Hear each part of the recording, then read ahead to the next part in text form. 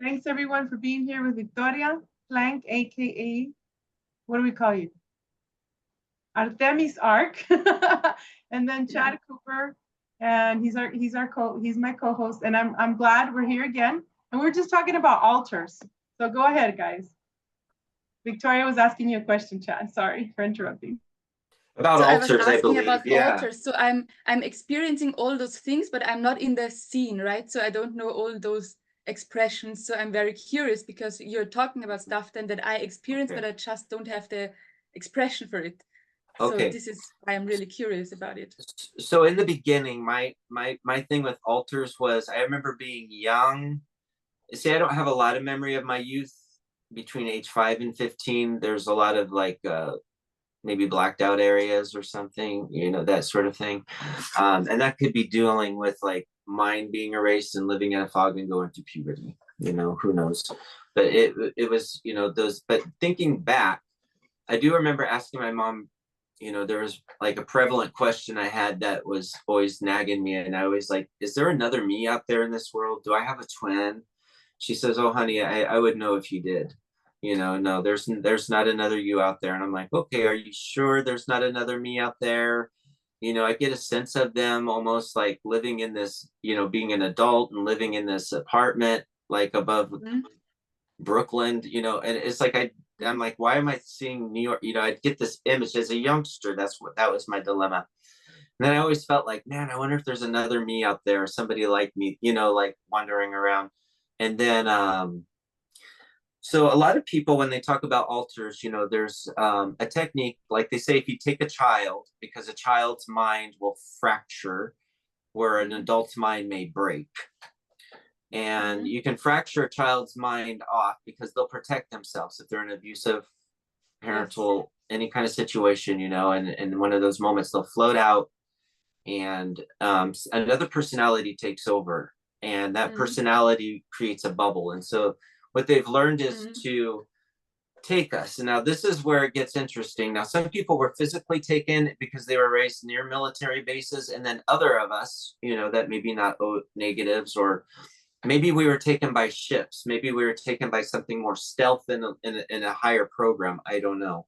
And maybe a different technology was used to split our personalities apart, because they can do it gently now. And there is a technique, I believe, that they've discovered. And maybe Veronica will comment on that in a bit. But what they used to do was torture you.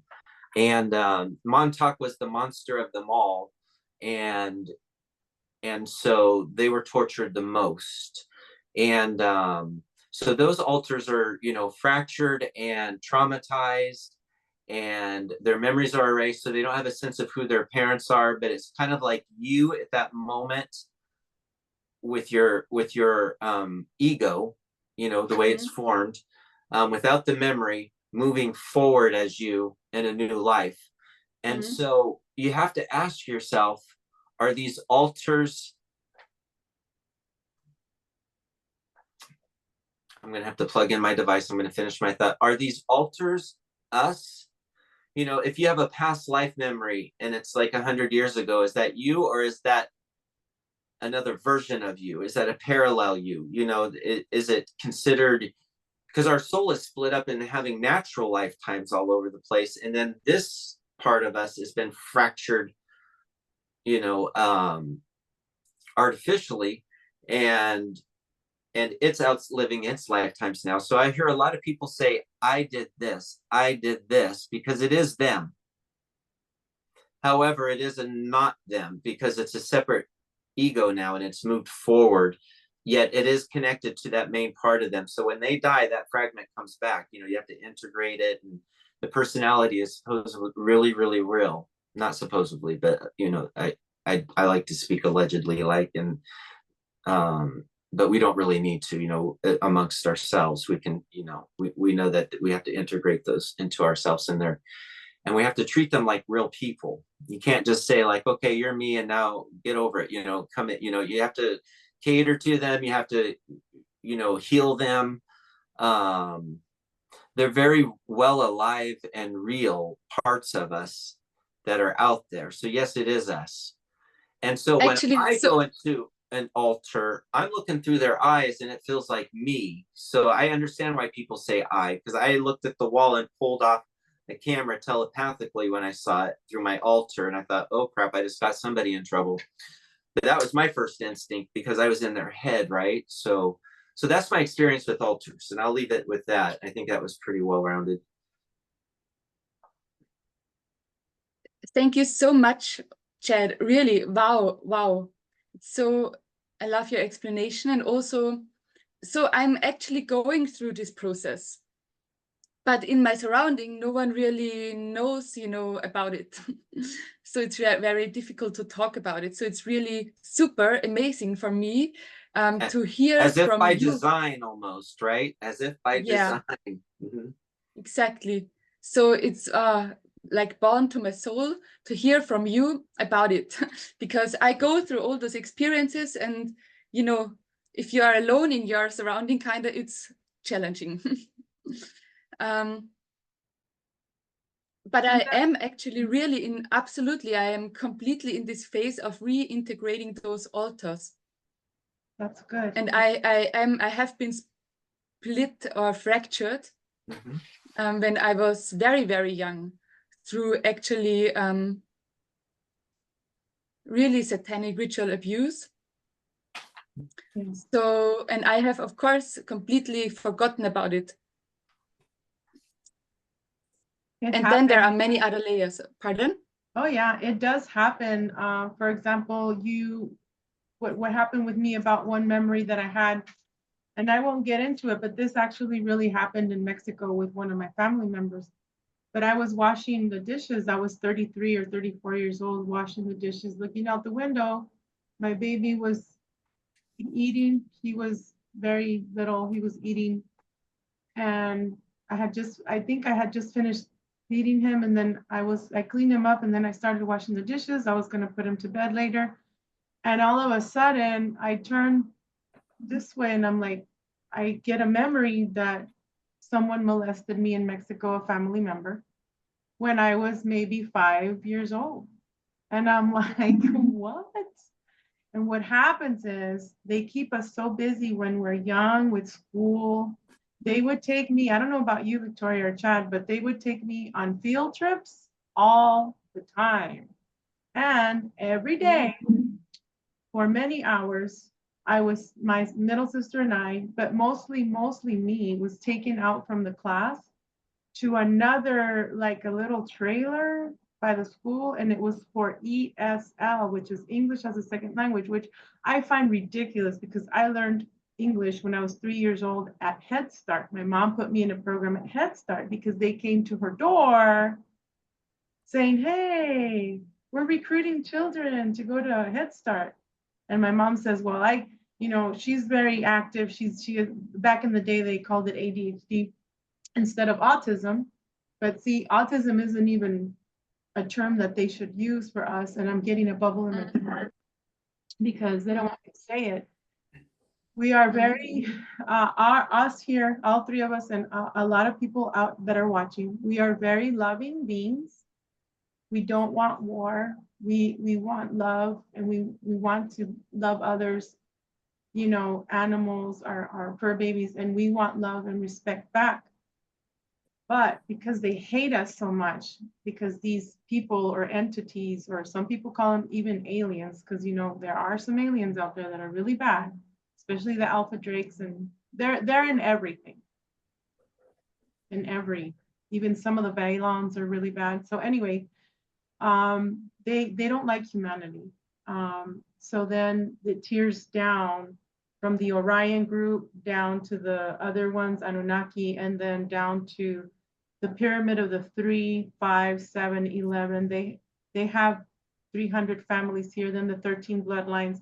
It trails down to, now politics and everything. And by the way, I was thinking this morning, right before I woke up, I'm like, now I know what 7-11 means. When Beyonce, the singer, was singing 7-11 and doing all these weird things, that's because she is saying she is part of the 7-11, which is the 7 families with the 11 families, and they merged. So that song, I knew it. I knew something was up with that song. So this morning, I'm like, oh my gosh, that means the families of 7 and the 11 merged. And I'll send you a video on that. Max Spears talks about that. So I just got that revelation this morning, because ever since that song came out, I'm like, what the hell is she talking about? 7, you know, is it a portal, the Lionsgate portal? Is it, you know what I'm saying? And it could be that too. But listening to Max Spears again last night, he was talking about the families, and I'm like, oh, whoa, that makes sense now. So anyway, it trickles down. The authorities trickle down, and they're like, okay, well, get this person, get that person, get that person, because they know when we're coming in, they do the test prick on our foot. Okay, so that's how they know she's come in. The bloodline, you know, and tag us here in the back of our neck. They implant us, you know, when they give us those shots. Oh, you know, you got to get the polio vaccine, or you got to get the I don't know, whatever vaccine. It's like, no, these are implants, because implants go through they have to have liquid in it. And I know I'm having a hard time talking, but I'll let you talk, Victoria or Chad. But what I'm saying is they hate us because they know we're here now. We either volunteered or we were forced. Now, I don't remember volunteering. I told Chad last night in the regression of Sheila, they tricked me. They tricked me to come here. So they said you were saving the world. Yes, they said that I was the one that was going to save the world. I'm like, and that's another thing too. Yeah, is there's a lot of people saying that we agreed to this, and that's very frustrating because, well, we won't go into their testimonies, but the thing is that we were tricked, I guess. You know, we were told one thing and then promised maybe, you know, reimbursement and other things like that, which we have not, you know, in that sense. So real quick, Chad, I'm sorry, I forgot to tell you guys this, but you already know, Chad, Victoria, because they did satanic rituals on you, they did that same thing with me when I was a kid, and my father. You know, it's very specific stuff that he would do, and my mother, and it's and then not just that, but I have memories of the programs being used in a church, also in a Catholic church, and satanic rituals. So anyway, they break us down. They fragment us, and then that's what Chad was talking about. We have different like personalities, different alters, and you have to take care of yourself when you're feeling down and blue. I will go through phases, I don't know if you do, Chad, where you're just like, I don't want to do anything. Like, I'm like sad, and I don't even want to go walk outside, but I have to go walk outside because I have Lola, you know, and then I'll just go walk her outside, and I'll come back and I'll lay in my bed, just turn off my phone, turn off everything, and I'm just sad all day.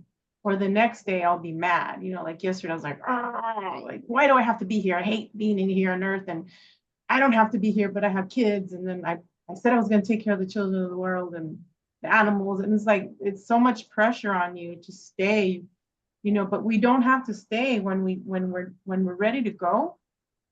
Like when we're done with our mission, supposedly, okay, that they tricked us, then we're done.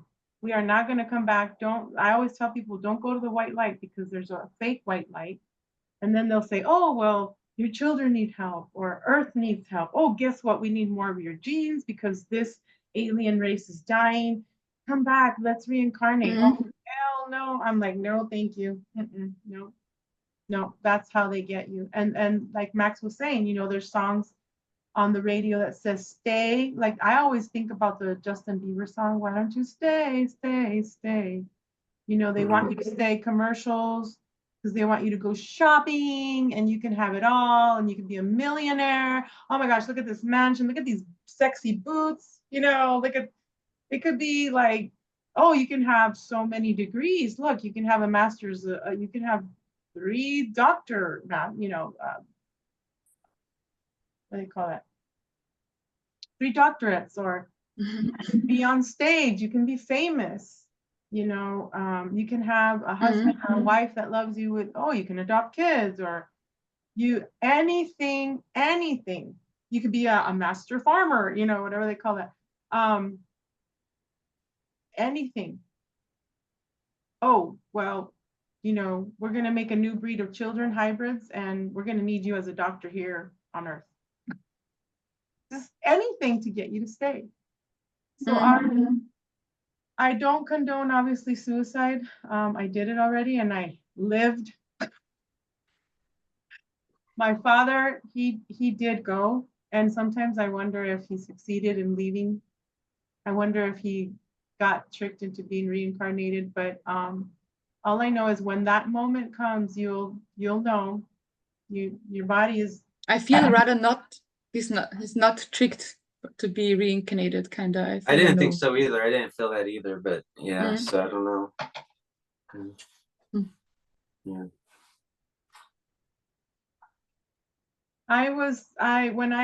What happened was, you know the story. I was in the hospital for a month and a half, and I died for 3 days after the shooting incident. I call it the shooting incident.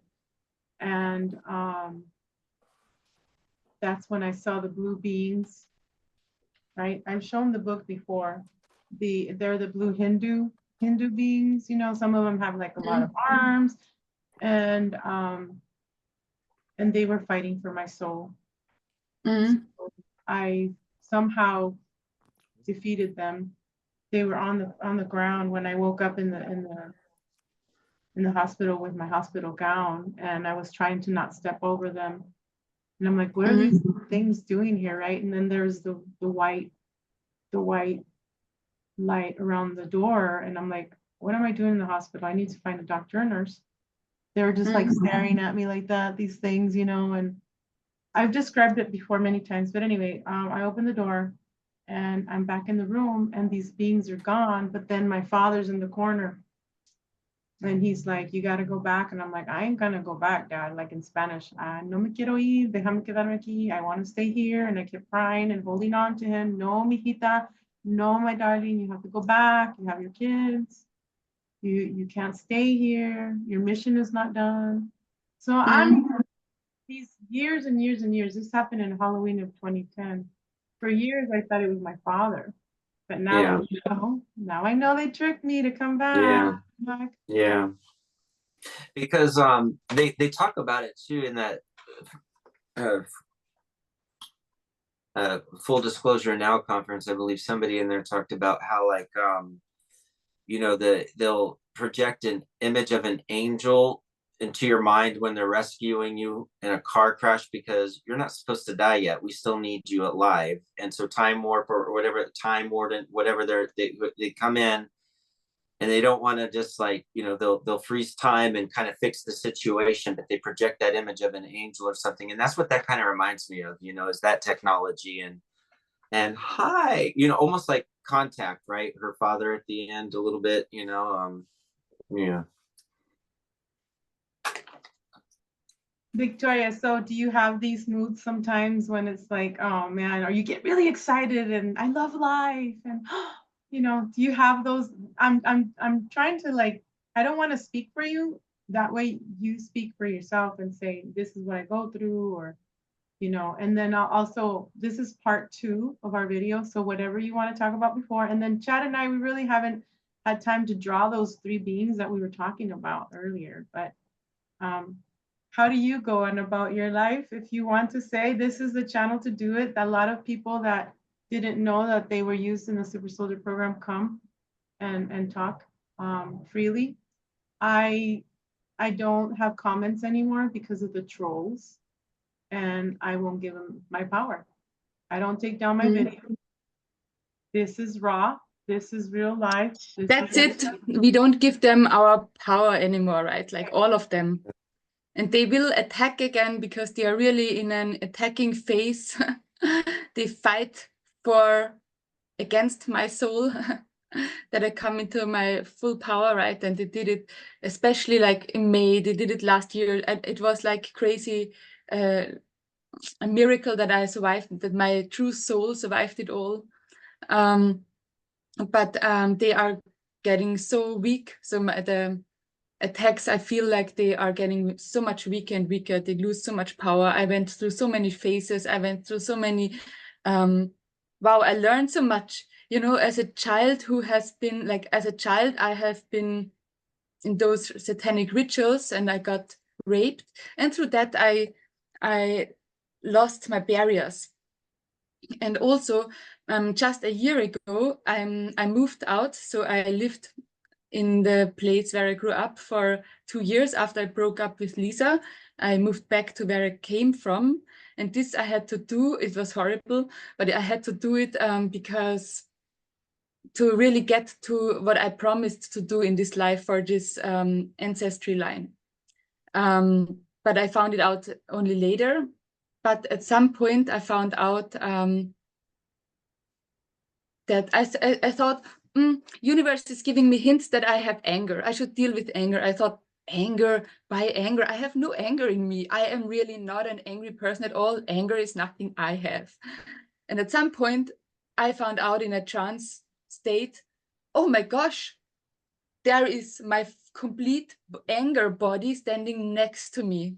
Like I have completely split off completely my anger. So I feel like, I'm such a nice person. I don't have anger at all. How lovely. And then I found a huge package of anger body next to me. And at some point, so I thought, fuck, what should I do with that now?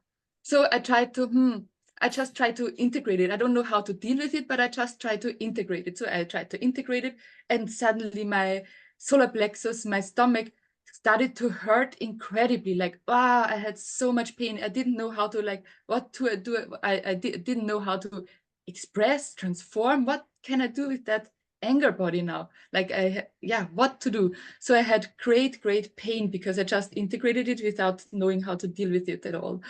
And I even almost wanted to go to the doctor, but then I got healing.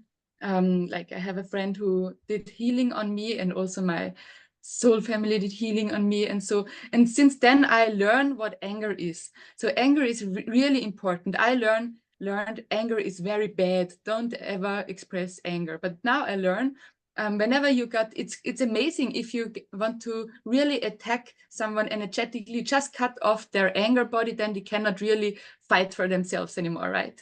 So I have a warrior in me, and my warrior got cut off also. And also her hands got tied and her eyes got like, I didn't see my warrior in me, kind of see her as a like this warrior woman. And I really had to untie her hands and put off the cover over her eyes and everything, to integrate it and her again, to integrate the anger body. And now I learned that, for example, if you have attachments, if you have energetic attacks and everything, you need anger. Anger is great, because this is how, you need this moment of, so for me, maybe I wouldn't fight for me anymore, but maybe then here is my child. And if they do it to my child, then I get like, oh, right? And then everything is gone, and like no one can ever touch my child. And this is, what does it need? Like, what energy does it need that you can kind of get this energy in your body where you say, enough is enough, and now is enough, and now it's over, kind of. This is how you positively use your anger body for, like, okay, they can do so much, but what is it that needs to happen that you say, and now, like, wow, you know what I mean?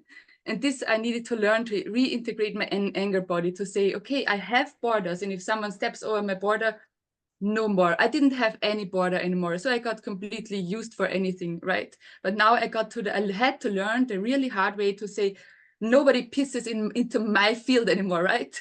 Nobody, like, ever. But this, I really had to learn it, like, wow, the hardest way. Because then they attacked like every aspect in my life also. So absolutely every aspect in my life. I lived together with someone, my work, and everyone had the same pattern where everyone stepped over my border in an incredible way, until I learned how to do it, right? So anger, sadness, all those energies, like the Illuminati also, and the dark, like, they all completely misunderstand emotions and completely misunderstand the feminine energy. And they think, oh, emotions are bad. Probably the best is to be like a robot, right? You don't have emotions. You plan completely with your brain the perfect life. And then you completely steer it with your brain. You completely suppress your emotion, and everyone loves you because you do exactly what they tell you to do, and you are not yourself anymore, but you are the one who is loved, kind of, right? But then you lose the actual treasure of life, the feeling of it. What I wanted to say with it is, so the one who attacked, like who kind of, yeah, so they have a stupid scheme, like with the pendulum, they try to, like they have light energies and dark energies, how they call it. And then they think, okay, here Victoria has so much dark energies, so I'm her rescuer if I cut off her dark energies. But they misunderstand it. So they think, oh, now I'm completely in the light, like illuminated, right? Because I cut off all her dark energies, not understanding also that darkness is not destructiveness. Darkness is womb energy. Darkness is deeply feminine energies. Like every life starts in the darkness. It's pure creation. It's the womb. It's underneath the earth. It's pure femininity. It's pure feeling. So they are completely lost actually in their belief of how the world works or the spiritual world works. Yeah. Have you seen? Sorry. So they cut me into pieces, and they cut off all my negative emotions also, but they don't understand that those negative emotions, which is negative is again a very feminine word actually. So every feminine aspect expression we now think is destructive. So this is how our language turned out, like dark, like negative. You have positive and negative pole. The negative goes in and the positive goes out, right? And so on. We talked about it last time about hell. Like we turned, yeah, everything that's actually belongs to the feminine energy, we say it's devil, but that's really the Illuminati programming. It is, because they don't want the feminine to create. They don't want us to go because we all have feminine and male energy. But because we embody a female body, right? They hate us. Or like Chad, you have both as well, but more feminine. They want to shut us down. They want to shut the creativity down. And there is a circle, and then there is a triangle. Okay.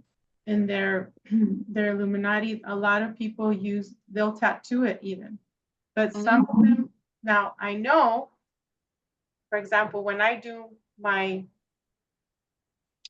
rituals, there's a reason for putting the circle around and then the triangle, because we need the male energy to protect the female while we are, doing whatever we're doing. But in reality, we don't need that, but it's just a symbol, and it's a symbol of protection, the circle inside. Now, the Illuminati twists it, and what they do is they want to put the female inside the circle, and then they want to destroy the male too. They want the male like trans, going into being a trans, well, what they call those drag queens. And no offense to the drag queen. They want the men to be, they don't want the men to have power. Like if a man is very masculine, they'll talk crap about him. Like even, at work, they will try, if a male has sensitivity, and that doesn't mean he's gay or anything, it's just that he lets his feminine side show in the workplace where it's just macho men, forget about it. That man is not free to show that, because in the families going up the scale and down, they want to get rid of the feminine energy completely. They want us to be servants. They want us to be subservient to them because they have the male ego. Because of the fact, again, women can create. The feminine is the creator. So that is what I see as well. A lot of people, you know, making fun of you even in the own family. You can't really express yourself when we are children and our mother or father hits us or spanks us or yells at us, you know, and then we do the same to the kids when we have kids because we think this is the right way, but it's not the right way. So what happens is you can't even speak. You can't even speak to, and it hurts your stomach. Yes. What they did to you, Victoria, what I saw is they tried, because you have it back now, but they tried to take your beautiful female darkness and put it in squares because they like to put us in squares. To use Absolutely correct. Exactly that. Right? Yeah, but it was, wow, it was a fight for my, like, really, it's so crazy, like so absolutely stupid.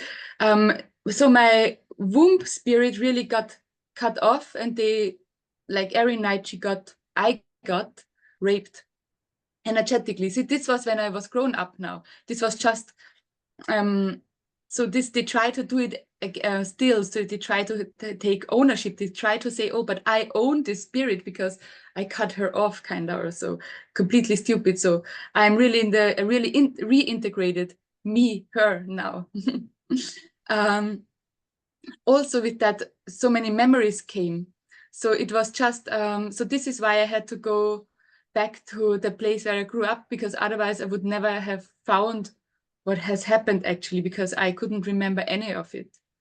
And I didn't even notice while I was living there how I got less and less myself, because energetically they did like rituals on me. They tried to put my soul out of body and sell my body to another soul. And they really tried it. So there was really like a long period where they tried to enter another soul to who they sold my body. At some point, there is my soul family, and they are like, I wouldn't have survived without them. In spirit, my spirit, there is, for example, also my Andromedan parents. But also my Lyran Pleiadian cat lady, love. She really got to me finally. Yeah, and at some point in trance, she got to me. So she had to do great maneuvers to get to me, to my awake Victoria, right? To get to me, to tell me what has happened, and that I need to leave immediately, and that I, like, wow, that was horrible when she said things that are still difficult for me to say. And I also always knew that I have an inner reality and an outer reality. And this was completely normal to me. But now it's not like that anymore, because I merged my realities. But then if you get back that aspect of yourself, so my womb, like they cut her off when I was 4 years old. So I actually, and also I didn't speak my real truth anymore since I was 4 years old. And I'm also, as you are, an autistic person. So, but I didn't know that, because you actually, Veronica, you brought me the knowing, because I have an autistic friend. I love him very much. He's one of my best friends at all.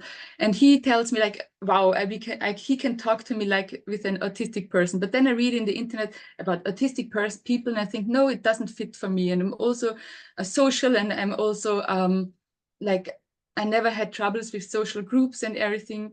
But at some point you mentioned it also, that there is this special kind of autistic people who have this focus on the feeling, and like I describe it with, I feel people from the inside, rather I look at them from the inside. Like other people look at people and they see the outside of people, like the outer appearance, right? But I see the inner appearance first. So I first see the inner worlds, and I feel them, I sense them in my inner worlds. And through that, I also don't have really social problems because I always feel what everyone needs.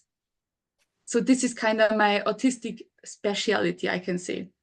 So this is also how I survived, because I always knew what everyone wanted. But also, it got me really, it was horrible, because now I regained my memories. I didn't know that anymore. But now, since that process has started, I really remember again more and more and more. And it was like that. So I sensed everyone's inner worlds. And here, horrible stuff was going on. Imagine you have a satanic Illuminati guy in the family then. And then you have a super like an autistic child who is super sensitive. She doesn't even know why she speaks out his thoughts, his hidden reality. Imagine what a danger, because he tried to hide his complete life. And then here I come and just speak out his thoughts as a child. And imagine what he does to make me forget and to make me not do that anymore. And at some point also I had my special language. I talked in a different way. He didn't want me to talk that way. So something really bad happened when I was 4 years old. And since then I actually didn't talk anymore. However, I did talk, meaning I started to talk the way he wanted me to talk, but I hid my real me. So actually I didn't talk anymore, but I talked, you know what I mean? That's horrible, because I was forced to talk the way he wanted me to talk, while me, my real me, actually didn't talk anymore. Because I was really intelligent and sensed it all, so I actually discovered everything.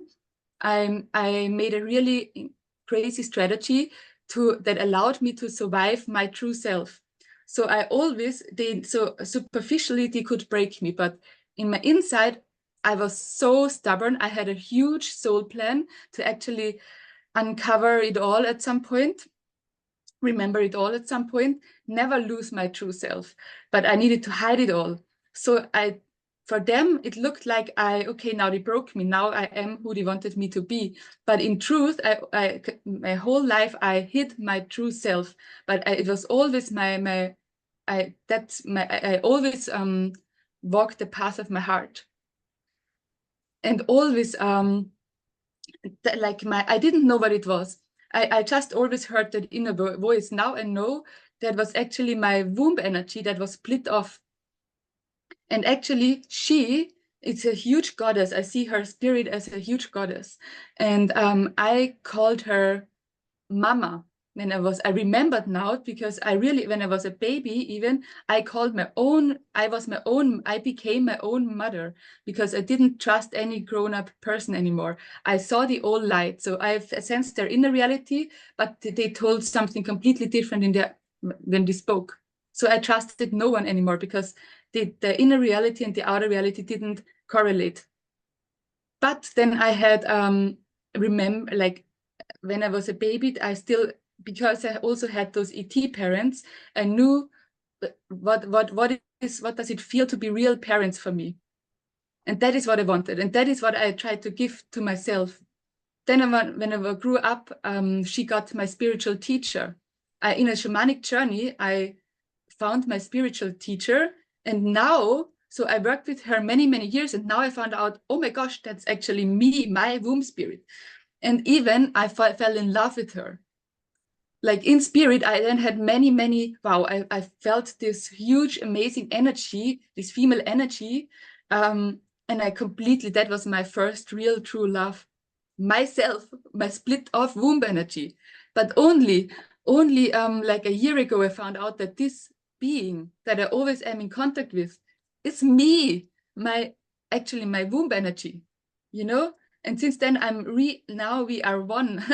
I am one, and I'm still in the reintegration phase, but there is so much already that has happened, and so much of the split that got together.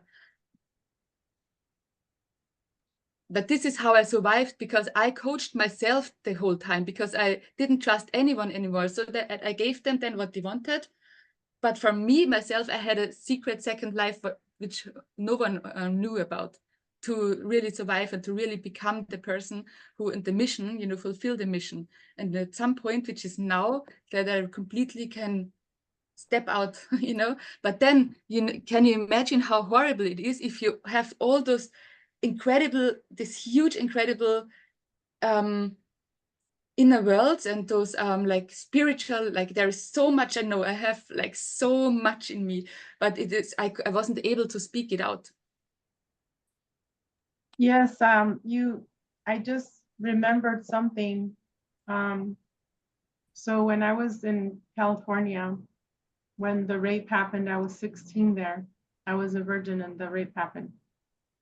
I think it was like a day later or a few days later, there was a Black woman with a beautiful, her hair was up, and she had a beautiful like green purple dress. And I opened the door. She said she was my aunt's friend. And I said, okay, she's not here. But we sat down together. I was alone. I told her what had happened. And she was just holding me while I cried. And at this moment, I was playing my violin still. I was in high school, and one of my high school buddies and his family, I was playing in a Western country band. And we had already played at the fair here in Tucson. But he went to visit me and his family in California because he wanted to see me. And, you know, I even took my violin so we could play again. And I said, well, my friend and his family is coming, so I better go now. And then I had a dream maybe 2 years ago when I'm a baby girl and I'm Black, and the mama is Black and she has a big old afro and I have a little afro, and we're showering together and she loves me. You know, she's like I'm like, was that Mother Earth? What is that? Mm-hmm. Years later, just a few years ago, maybe a year and a half or two, I asked my cousin, hey, do you remember that lady, that Black lady that went to visit your mom? And I sat with her and I cried with her. And she goes, no, my mom doesn't have that friend. And I'm like, what? Mm-hmm. So weird. You just brought up those memories. Mm-hmm. But as far as being in a narcissistic relationship, my mother was like that, and then I ended up marrying a narcissistic man. And everything you said about knowing what they want, what they needed, but not being able to speak. And I even have a baby voice that I got when I was 8 years old. I started talking like that. My mom's like, why do you talk like that? And I'm like, well, it's my baby voice. Like, that's how I would take care of myself. And I have many, many stomach problems. And because I was abused that way, and I had to pretend with my mom and the ex-husband to be someone that I wasn't, but inside, like I had to act. And that's why I named the channel Unchained Hearts and Unchained Hearts, because we are taking off the masks. We are taking off those chains that once, I don't want to cry, that once had us down. Like, yes, like Superman with the kryptonite, you know?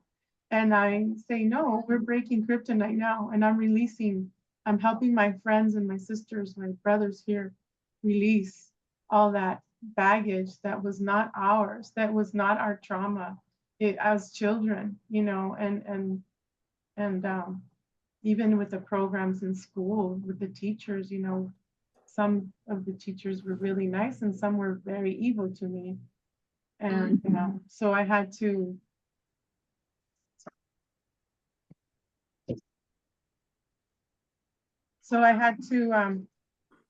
behave accordingly, and especially when I was in the military and police. So what I'm saying with all this is, now that the programming is gone, I can feel now and I can cry. And my kids, for the longest time, they had a hard time with me because I would cry a lot.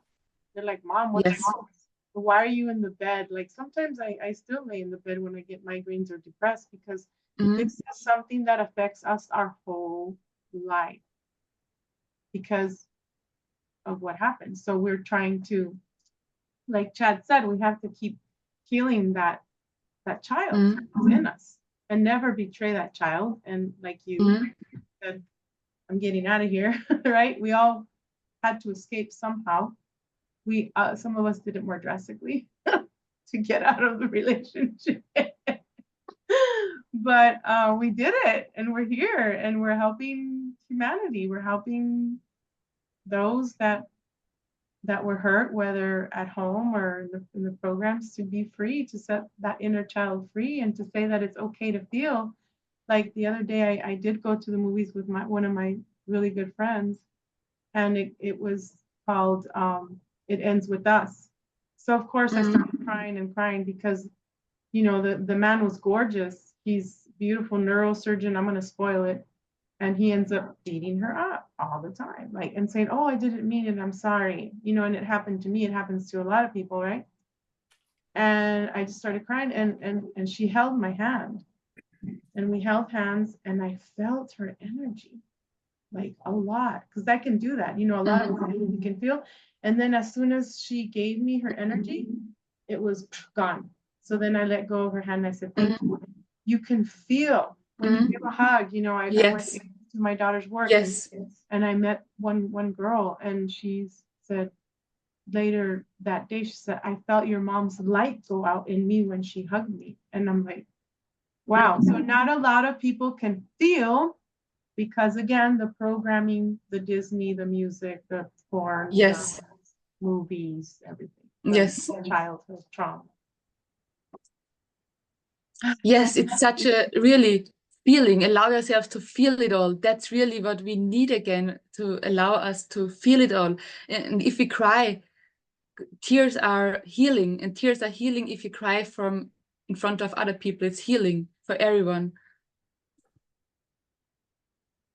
Chad, anything? Oh yeah, crying in front of others, easier said than done, but did it. Did it last week. Yay. Yay, how did that go? Stop in my tracks, so it was good. But okay, so now yeah, there's lots to say. I mean, because it kind of seems like there's a theme here that I'm sensing on many levels. Like we talk about, you know, I think like the SSP and everything, you know, they broke us apart, they built us up. But I also feel like there's another force that is also breaking us apart now and building us up. And in that sense, it's like as below, so above, and as within, so without, you know, that sort of thing. Because you're talking about like you turning into people's inner worlds, but we're also living on a planet with an inner world and a false exterior, you know, that we can tune into. So it's just like how there's these connections there. Even down to what we were talking about before we started the program, which is like how the SSP program, you know, was created, and then Discord, you know, it dissembled, and now the ones with the memories and the ones that are active, the real one, you know, they're all coalescing again and coming back together and becoming solid. So I feel like we've been torn apart just through life, you know, because I feel like the good side will allow them to attack us, but then they always come in at the end and, you know, there's a little safety net there, but they need us to go through it because they're allowing us to grow and become stronger. So we're like you said, you're reintegrating and the SSP community is reintegrating. And so we've been destroyed and now we've been put back together. But now I think it's the world's turn, the exterior world that we're looking at. It's got to be destroyed and we got to be the ones to do it. And Veronica and I were talking last night, or in her regression, you know, with Sheila, about how I really feel like anger may be needed on this planet. We need to get pissed off, right? And we just need to be infuriated. But right now there is that spell that's been put over everybody that we mentioned earlier, you know, like with the media and the programming and everything that's going on. So, but that is what we need. They become detached from their emotions. Yes. Everybody has, you know, they've done it. Yes, They've absolutely. done it with everyone to a degree. Yeah. So we need to get pissed off. And Sheila was right on board with that. Sheila, Yes. the whole. Exactly. The Yeah. frequency. Sorry, go ahead. I just put it in the chat. It's the. We are taught to be, you know, to be the good girl, yes, sayer, lovely, and always the nice one. And so we get cut off saying, no, enough is enough. But that is what we need. Yeah. Yeah. And we do. We have to do that. We have to actually stand up for ourselves. Yeah. Yeah. The frequencies to hold people down. I mean, it something's got to, and it's our anger that can maybe break through that, but it's going to start with us. So get prepared to get pissed off even more, you know, because there's going to be, it starts with us, you know, so, and then it trickles out, you know, especially when things get destroyed, we're going to be those pillars. Starts with us, Chad. Yeah. And it ends with us. That's why we're being built strong. Does that make you feel good? So we don't break again. Because everybody else has got to be broken now and put back together. And so we can't be one of the ones broken. Then we got to stay pillars. And I think that's why we do go through our tough times, you know, as traumatic as they seem to us, to them, it's like, you know, a walk in the park, you know, because what goes on out there is a whole nother monster in space, you know, and I do, there's a difference that I wanted to distinguish here, like between you and Veronica and myself, because I do have an SRA memory. It's, you know, satanic ritual abuse. And there was a cover memory over it that I saw that was pornographic from Astral. And it was this Black couple and they were engaged. And I'm just like, wow, they're kinky or something. Like, I just remember thinking, like, I never see Astral and now I'm seeing this. I said, no, this is a cover memory. Something's going on here. What's behind this memory? I asked it and I saw it. It was in perfect color. And, you know, we were all blonde and covered in blood. And so I didn't experience that because they didn't take me as a child and do anything like that to me. That's where I feel I'm different. But one of my alters went through it. You see what I'm saying? So I do have that memory there, but I think there's a distinct difference between some of us in the community that might have memories of that, you know, that alters went through, and then other ones of us with the special gifts, you know, like you and Veronica, that really, you know, got it in the physical world, unfortunately. I just wanted to distinguish. A lot of the stuff too, Chad, is a bleed through. So what happens to you here, like, for example, I talked about it before, I was maybe 5 and my mom, and we were living in Nogales, Arizona, and my mom had a few people over. And I was just there cleaning my ear with the Q-tip. And I was sitting in this big old chair. And then a voice said, what if you put the Q-tip all the way in? And I'm like, oh, okay. So then I get the Q-tip and I turn to the back of the seat and I go in there, and I scream and I start bleeding. My mom takes me to the doctor. That's a bleed through of when they implant you over there, meaning right above us, the ships, or right below us in the DOMS, in the doctor's office, in your classroom where they take you out. You don't remember because you're going on a field trip. You're, you know, or when I played my violin for so many years, I'm 53, I started playing it in 4th grade. I still play it, you know, and I played professional and I played forever. And so they put you in a, with the metronome, they put you in a a trance. So you're over here playing, you know, dun, dun, dun, dun, dun, dun, you know, and your mind is like somewhere else because you're being used that way. I'm serious. And so bleed throughs happen. You know, like maybe you, like me, I was chasing after a boy and I got a huge scar on my left knee. Or you know, Yeah. I have so many scars on my body, not just with the 29 surgeries. That's another thing. The surgeries here on Earth. Like, how do you know you're not in you know, placed in a sarcophagus or in a, you know, like with Sheila, like with what they did in the programs, you know. And it does not have to be in space. It's here. Between age and 5 and 15, I had a lot of that going on, I think. And I heard it in Victoria too, because I heard her saying like, you know, aspects of herself were separated and stuff like that. But then you'd have experience or something that, but what I think similar to what I'm about to say, you know, like I felt like another part of me was being tortured on the other side. And there was that, I was feeling the rage and the heat and everything. And I'd go into the room and didn't understand why, because it didn't pertain to my surroundings. But that, I think that was like either Hulk or something. I don't know, because I just remember going through a lot of rage. I always tell Chad that he used Dexter, because when I first did the reading for you, we were talking about that, the rage, and you were describing. I'm like, oh hell, he's Dexter. I got to listen to the Max Spears on that still. I was listening to it and my mom called. So of course. that's what I was doing. That was She was returning a call, but you know, that's all right. Yeah. Yeah. It's, people could, like, a lot of people have come to me for the readings in the past, right?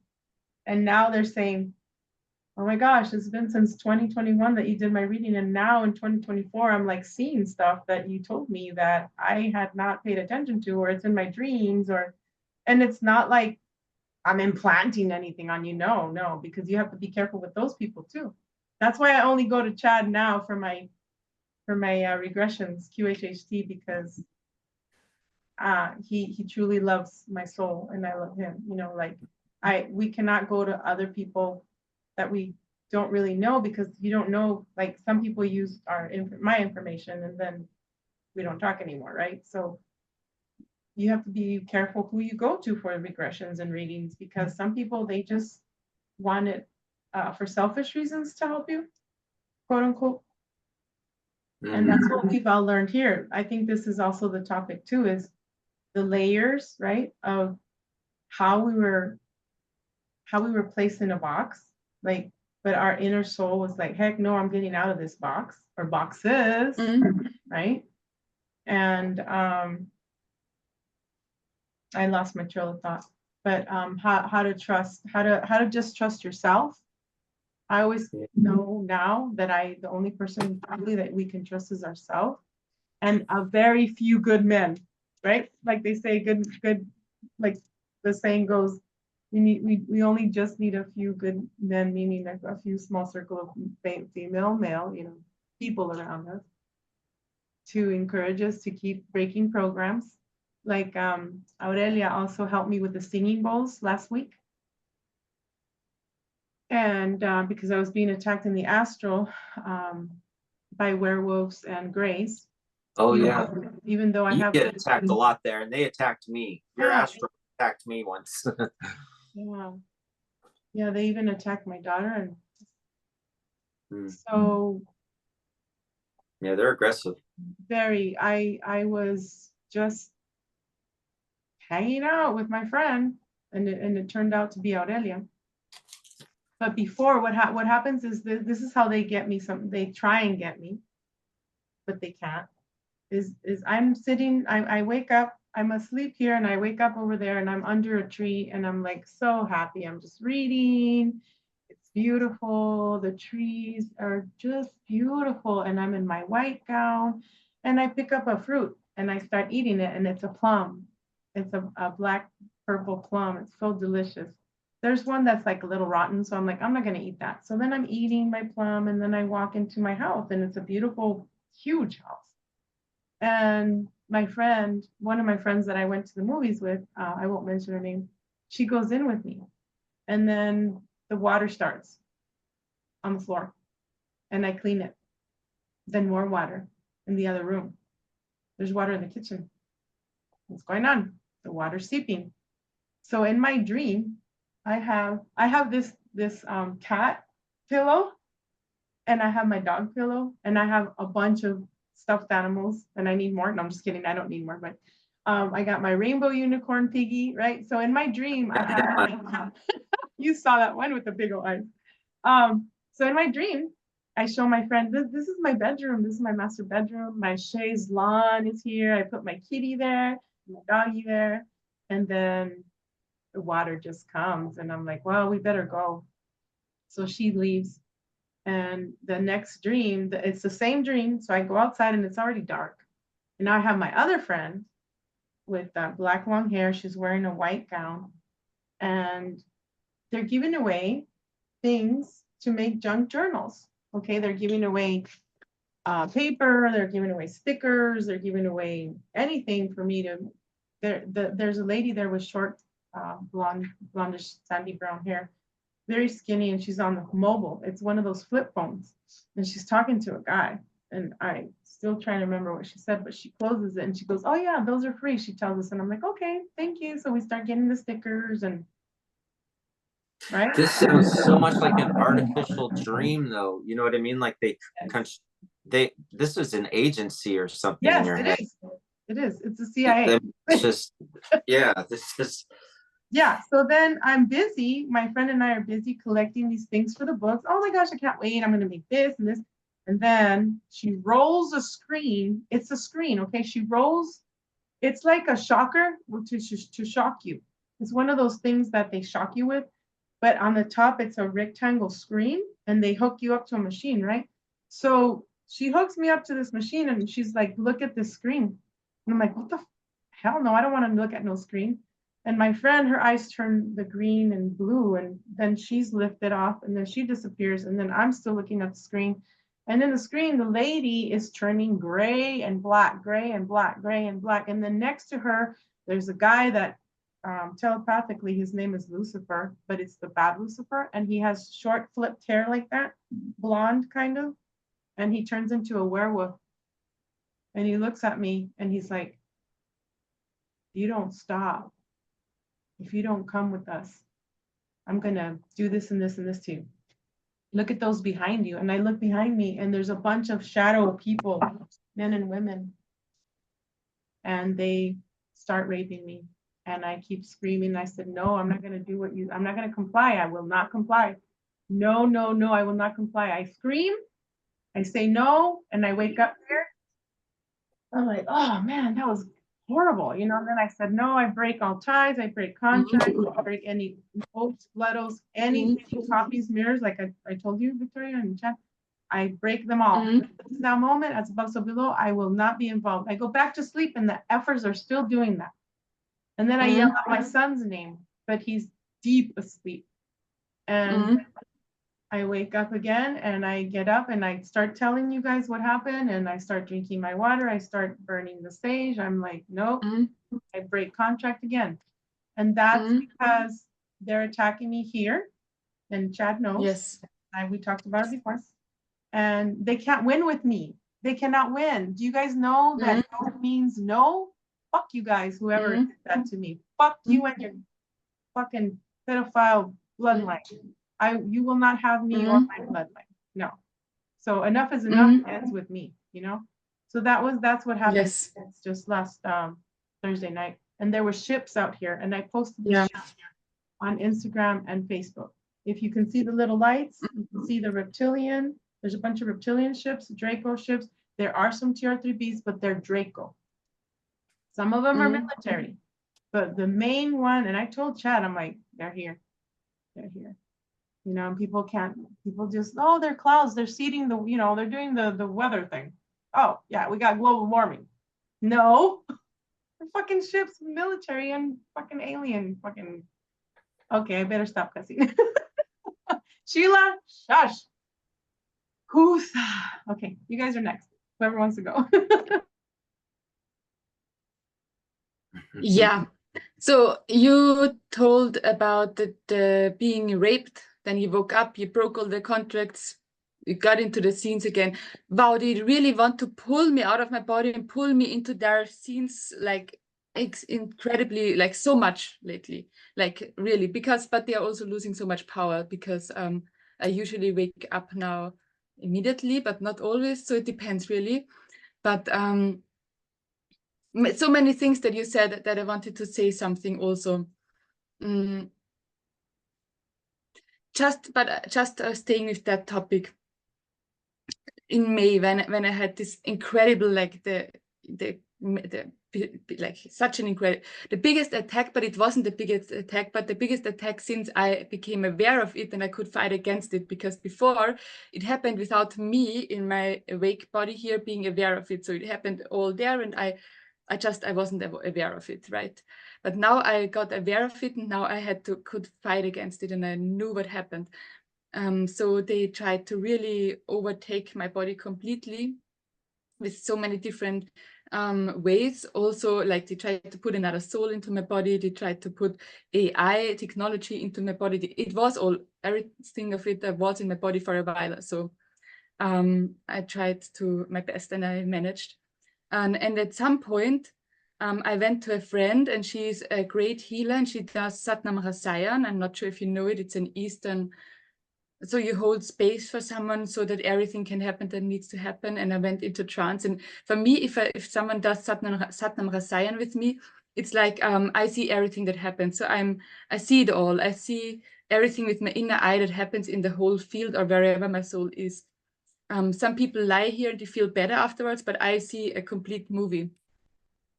And I was so, like, without her, I wouldn't have managed. Because they really got to me so heavily. So I got drawn to another scene then, where I was in another body. So my soul was put into another body. And I was raped by many, many people.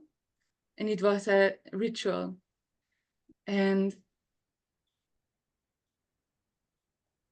that was the craziest thing that is the craziest thing that I remember now, because many memories come back, but that is such a clear memory that I can see it completely clearly still in front of me. That was really the craziest thing that I remember clearly.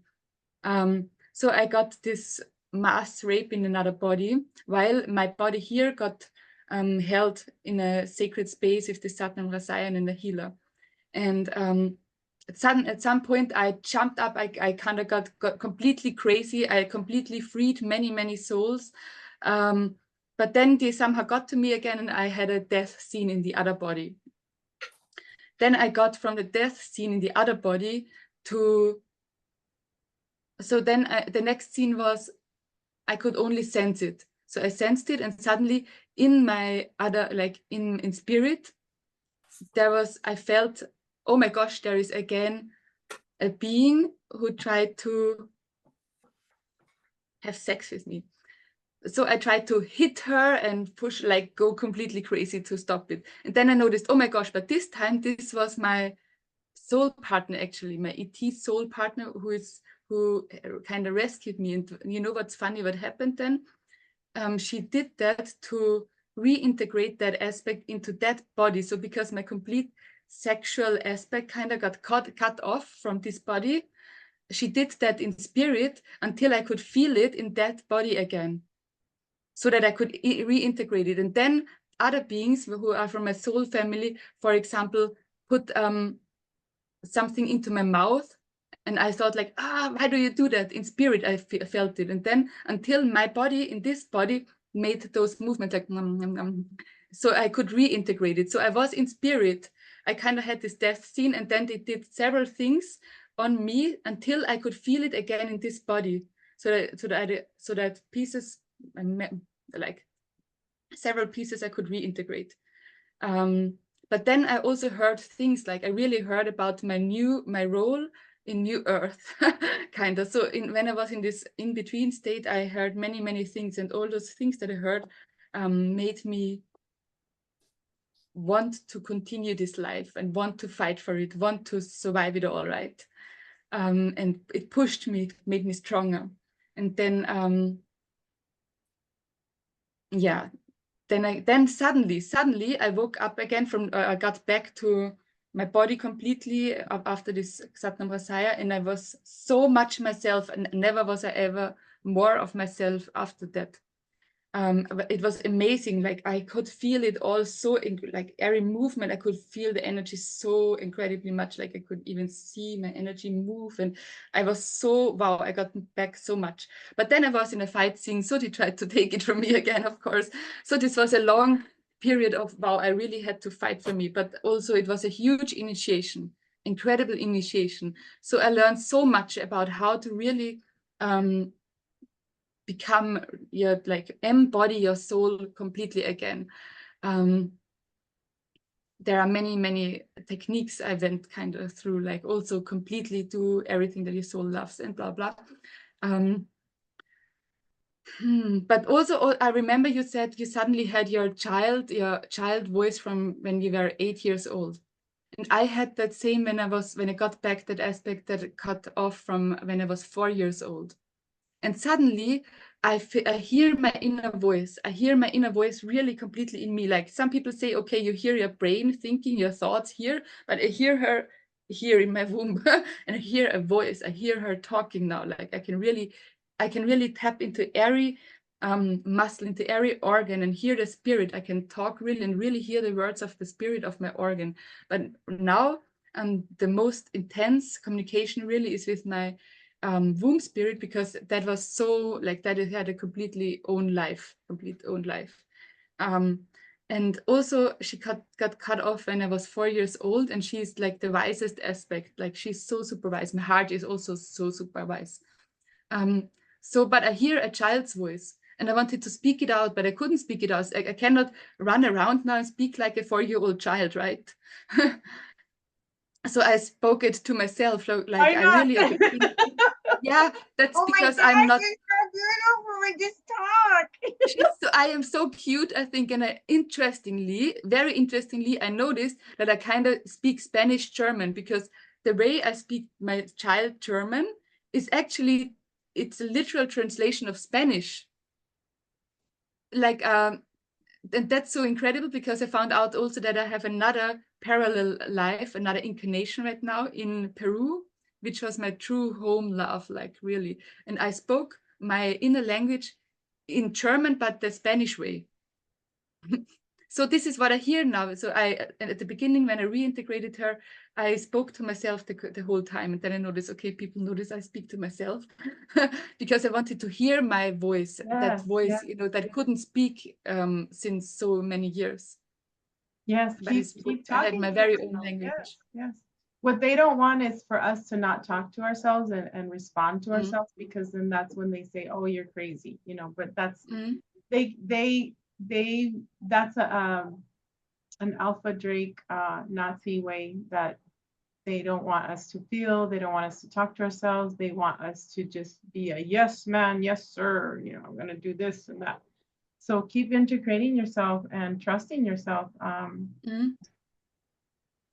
Gosh, what I was gonna say is, a lot of us that are supposedly, autism or labeled autistic or ADHD or whatever, we are the star seeds, right? Us star seeds, most of us have a hard time speaking, and we speak backward because we are not used to reading left to right. We're used to seeing through, upside down, the other way, we see. Exactly. Yes. And I have a hard time with technology here, like physical writing and on the laptop and on the phone and understanding, because to me it's like this: if I think it, it's right here. I manifest like that. So for you to have what the fake crap called gravity, it's fake, to take, okay, and then they say, oh, there's fighting, there's fighting above us, for you to get what you want. Like in the church, they'd say, oh, it's because the angels are fighting for you. No, bitch, it's because they want us to depend on them. Excuse my language. So we have to be clear in our mind and in our heart, integrating ourselves to be able to trust ourselves to get what we need and to manifest like that. Like maybe you need your vitamins and somebody sends you your vitamins, right, Chad? Or somebody, you know, you need cat food and you're like, how are you gonna do it? Like, I don't get paid till next month, or I don't. Well, you think about it and you're like, okay, I see myself getting cat food. I see myself feeding the cats. I see myself drinking the vitamins that this body, my temple needs. So it be, right? And then boom, the next day or the next hour, or it could be like maybe 3 days, you know, it could be a week. But if you believe with your heart and your mind, right, your soul, you're connected. What they want to do is sever your neck from the head, from the heart. Exactly. And I had a dream about it. In my dream, the police stopped me. And they then cut off my head and put me on like sticks. Like I had a stick from my body, for my legs, for my arms, but my real head was put onto the sticks. So I kind of was only my head, and they cut off the rest. And then I got into a room with many beings who were just like me, like cut off on with the head and with the sticks as bodies. And they all seemed so happy, said, oh no, that's so cool, that's so normal, come do it, ask this and that. And I thought, oh my God, if I don't do that now, then they cut off my head also. So I tried to play along. And then they said, oh, and look at that cake. So this is our greatest pleasure, to eat the cakes. And we ate all the cakes, and then they kind of puked the cakes out because they couldn't digest it anymore. And yeah, so this is what they energetically did with me. They cut off all pieces of myself and only the head. They only wanted me, Victoria, head person. Everything else of my being, they didn't want it. And society wants you as a head, as a brain. They want you brain. And everything else that you are, they don't want that. Yeah, that's what they're doing with the whole Neuralink thing, where they're saying, hey, get the implant, and then that way you can see everything. You don't need your phone. And that's what they want to do. And I've had a dream too in 2017 or 2018 where they cut my head, and then I was carrying my head around, and I'm like, where do I go?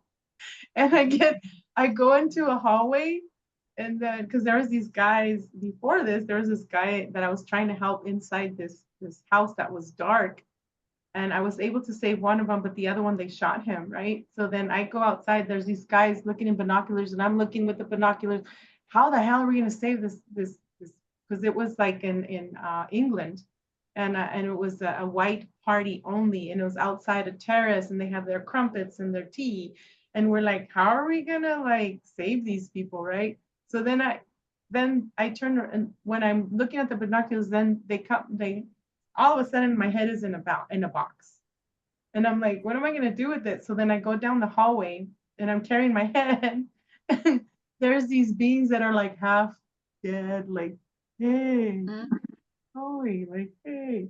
I'm like, I don't want to go down that hall. I don't want to be with those dead people, because I'm not dead, even though I'm carrying my head, right? And I get to a payphone, and I call my aunt in Mexico. I'm like, yeah, tell my mom I'm not dead. And I hang up. And then I go out, because I said no to going that way. And then I come out, and now my head is normal. Now I'm back to normal. And they now I have a white gown, and they sit me down to drink the tea and crumpets. I'm like the cake. I'm like, what the heck? And there's another dream in 2017 when I was living with that really bad girl that I thought was my friend. She was doing some witchcraft on me. So in the dream, her and her mom are getting nails and nailing my my knees and my femurs down, my calves, my feet, and my hands are like this. And I am screaming, and I'm screaming. And one of them says, it's not real. The pain is not real. And I'm like, oh, okay, the pain is not real. And I wake up, and I'm like, wow, it wasn't real. But that's how they break you in the programs, with pain. So then you don't feel. Get it? Yeah. So this is our job, is to integrate all of those altars into us, and to love them, and to take care of them, the baby inside, you know, putting them back into the body inside. What, Chad? Some of them are jerks. I know.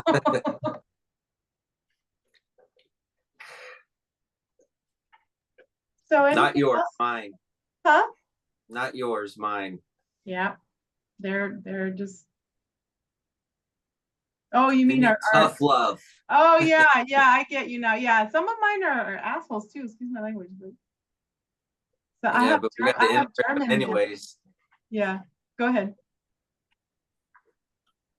I was just. It's challenging. It's challenging to reintegrate it all, I think, because you can only do how much can you do a day, right? How much memories can you survive to have, because some of the memories are horrible. And to really reintegrate, first you have this associative, okay, you're here, okay, that happened, but you kind of don't feel it.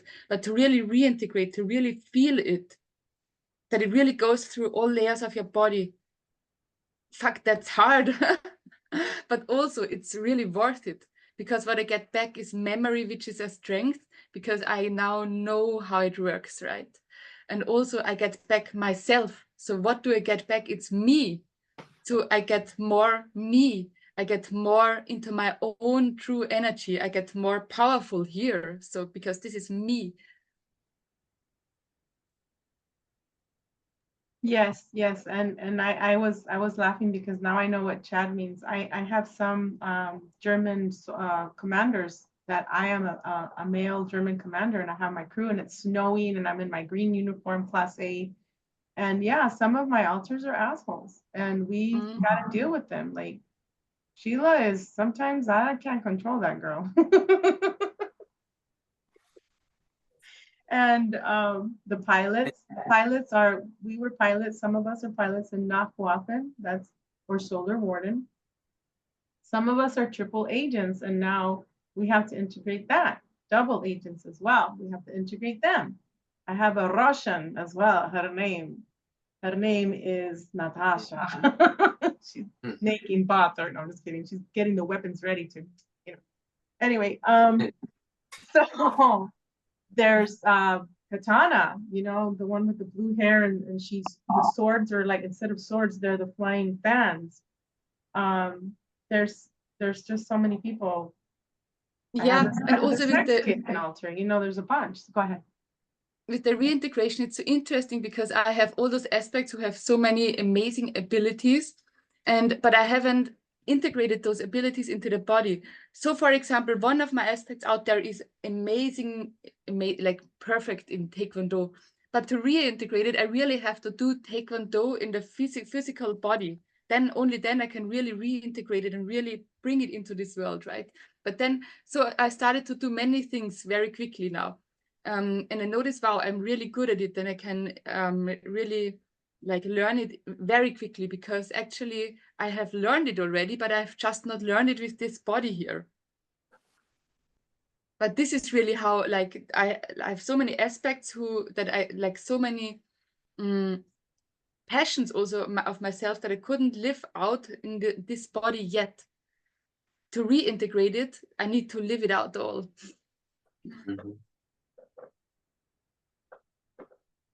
Well, Mama, I know it's really late where you are. Is there anything, Chad and Victoria, you would like to say before we go? Because it's late for you now, Victoria, and we can do this again. No, I think Victoria just touched on what I was thinking anyways, because it was a thought in my head, not necessarily a developed philosophy, but more an intuition, that we kind of have to live our altar in order to integrate it, and they kind of overlay us in a sense before we pull them in and integrate them into our bodies. And when they overlay us, that's when there's a shift in our personality sometimes, depending on who it is. But you're right, we do got to live it. And like you said, going out and doing the Taekwondo and stuff like that, and you learn really fast. Yeah. I always wondered though, because I sometimes wonder, I'm like, do I really need to practice with knives and swords? Because I know how to use them on the other side. I'm like, I just rely on that moment when it's meant to happen, that my altar will pop in and all of a sudden I know how to use knives and swords. Oh, yeah. I'm like, there's got to be an exception to this game down and here. That's it. So. And that's also really interesting that you mentioned that, because then I do Kung Fu now also, but also I do like intuitive Qigong and so, but so I go to a school, Kung Fu school, and they practiced it the wrong way for me, because I need to do it. I need to allow my system to do it completely intuitively, because I know my system knows it. But if I know it, like do it Yeah. with their structure, it's actually blocking me and my innate ability of doing it. Yeah. So I need to do it everything in my own way to allow my innate ability of it to really come through. But also it's nice to have the impulses of them. So, but I need to really adapt it to me, kind of. Yeah, no, you're But right. it's incredible. It's incredible. Then I do it, and they wonder, like, how can you do it? How do you know it? No, because I just allow myself that it comes through. yeah, Yep. like I feel, Victoria, that you were used in these programs with all my heart, and I told you years ago, and it's like a lot of us are. And so no, we really don't have to practice, because you're right, Chad. Like I've had instances where I'm somebody is performing it's road rage, and there's an accident about to happen, and somehow I swerve and I just get out of there. And even my daughter one year, she's like, when it happened to us, I was taking her to a volleyball game, and she's like, how the heck did you do that, Mom? And I go, it's in here. It's just innate. I just Yeah. or when you know when somebody is about to do something to you, and you just get yourself prepared for that situation, and you keep on hitting, you keep on hitting and hitting and hitting and hitting, and you just keep on hitting, because it's your life or their life. You just keep going. You just keep going. You can't stop and think, oh, should I hit him here or should I kick him there? No, you just go, go. Same thing in your dreams, there's things that come out of my hand. It's like, okay, there's a knife, there's a sword, there's a bomb, there's a there's an AR-15, there's all the or it could be my light coming out, because usually it's the light coming out of my hands. That's Kruger, right? So we're learning the programs. Yeah, Kruger is the one that does the machines and the body parts and stuff. Yeah. So Yeah, I always have the two swords here. So it's there's Ibis, there's Kruger. I Ibis also was very have those two swords here. Ibis was very evil in SRA. Yeah, so I was with Project because Ibis. Victoria's tuning into the programs too, but those are two of them. Yeah, it's Ibis, and then later on they changed it to Project Mannequin, which is also involving the CIA sex love kitten thing. And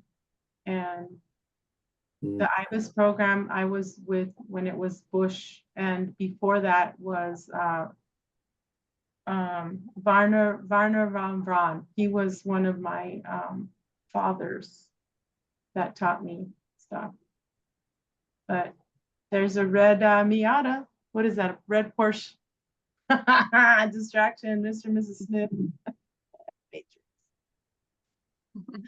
But anyway, I tune into that. Warning, warning, warning. One of those incidents that you just mentioned in my life too, but distant. It's not in my immediate life, but in a family member's life situation with. So yeah, with you guys keep talking. I just need 1 minute, 2 minutes, and I'll be back. You guys keep talking, okay? A lot of the people now are noticing, I think what she's saying is like, it seems like there's been another level turned up on us being harassed and followed, and in that sense I don't really get it, but she does, and a lot of the people I talk to, like Rocco and stuff, have noticed it. And I've heard you mentioned it before too, I believe, being watched. So I think what she's saying is there's a little Miata out there. My parents were just telling me a story about a blue one that was outside their house taking pictures of their house and video cameraing, different things like that. A blue one? Yeah, a blue car out in front of my parents' house, videotaping their house, and I'm like, whoa. I don't think it had to do with me though. I really don't, but it's just interesting. She has a red one out in front of her house right now. Because like I said, I moved, but I don't really leave forwarding addresses. So it's not as easy to find me. Not that they don't know, but I'm also a little different than you guys. I don't get harassed like Veronica does yet. But I did get attacked by her astral after her and I talked the very first time. They came straight. Oh, really? Oh yeah, it came. That little fairy came straight to my face when I closed it. She was right there in my face. And Veronica says, "I know just who she is." I said, "Oh wow, man, that was as real. That was as real as can be." She leaned back and showed me her fangs and trying to look real big and all that kind of stuff. But you know what? Your life goes to heck in a handbasket after you see one of those things. They're just letting you know, like, I'm in your energy. And so I just kind of swatted her off like a little gnat, you know, like, okay, whatever. But yeah, you do go through life, you do go through heck after one of those astral attacks and stuff. I think some of the Yeah. stuff you've described too, it kind of felt like that way to me. I'm just going to keep it going since Veronica's out, but like, because I had a dream one time after I spoke to Veronica and I said I hadn't dated in over 12 years. And that night, they had 3 specimens in front of me, an intellectual, an athletic, and an average. And they were trying, and I saw people off to the side with clipboards and they were writing and they were assessing my vitals, you know, like my responses to each one of these, because they were trying to figure out what I was attracted to. In that sense, you know, so that felt like an artificial dream is what I called it, an artificial dream, not a lie, you know, like one that was like manufactured by an agency, because you can feel that. And I sense that in you too, that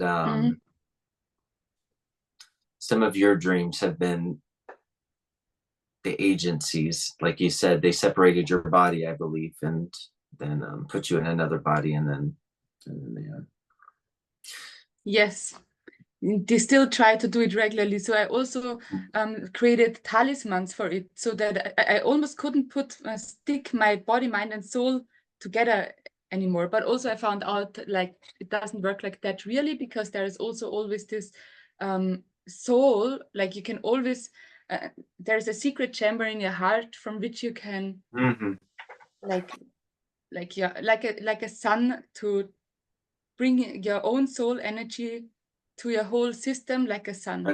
But also I had a talisman, I'm still using it at night for connecting body, mind, and soul, that it sticks together. That, yeah. Then what is the talisman? It's 3 rings that are connected together. That was the first one, but then the Triskeli was the second one. And also really, you know, imprinted with the energy and so, and it really, really helped. But still they try to do it very often, and actually they got really, because I kind of got out with some of the info now, I'm getting out because I'm collecting more and more info to put the puzzle together to really like blow up some people here. They really got some really heavily, like really intense attacks, and even while driving, try to get me out of body. Yeah, that can be very dangerous. Oh. So they still try it, but also I see, you know, first my embodiment here didn't want to, I only fought for myself in my own space, right? First I even had to learn how to keep my space, learn how to say no, that the words have meaning and power again, learn to kick them out of my field. But now I got to the next step, because if they really, you know, want to do like what they did, I now do that, now also enter their fields. So I now know some specific people, and I enter the fields of the specific people. And yeah, at some point you need to do that. Yeah, I can do that. I see like they lost so much energy, and now they really, yeah. Taking it all back, baby. Yeah, a talisman, it could even be like, this is my talisman here. It's my shungite from Russia. Shungite is amazing also, yeah. This one too, and I blessed, I don't like the word blessed, but I have my holy water, and whenever people come to me and I do the hex removals, I tell them to bring something, whether it's if they want to wear a cross, or if they want to wear a crystal, or something special to them, or an ojo de venado, which is an eye of a deer that I get. And then I just do a little ritual on it, and I say what they want, like what they want in their life, peace, prosperity, whatever. maybe it's something to do with the family, where just some kind of protection spell that I do, or it could be a bracelet, it could be a red bracelet, Exactly, yeah. anything you want, Chad. So Okay. I have to go. I'm sorry. Yes, Okay. me too. But I love you guys so much. And Me too. Mhm. thanks for being on again, Victoria and Chad. And Yeah, thank you, Victoria. we Thank will you. come up again shortly. Thanks for being on Code Thank you Breakers so on Fire. much. I love you guys. You're Really, it's a blessing for me. Thank you so much for being here. You're so lovely, both of you. A beautiful day to you. Thank you, Victoria. Thank you, Chad.